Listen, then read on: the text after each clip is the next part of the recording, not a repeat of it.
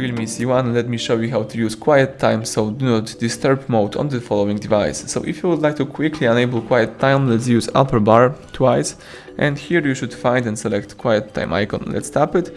As you can see, the quiet time pops up right here. This is this icon. Right now you are using this mode, and if you would like to disable this mode, let's do it in the same way. Let's use upper bar twice, disable quiet time. Now if you would like to configure this mode, let's hold down on quiet time icon for a few seconds, and as you can see here, you can enable manually this mode, or you can use the automatic switch on. So you can, for example, turn on the quiet time every weekend, every weeknight, or you can use some other customized rules. And you can also here set up some exceptions, so you can allow notification, you can allow messages and calls, for example, from some favorite contacts. And you can also here handle with repeat callers.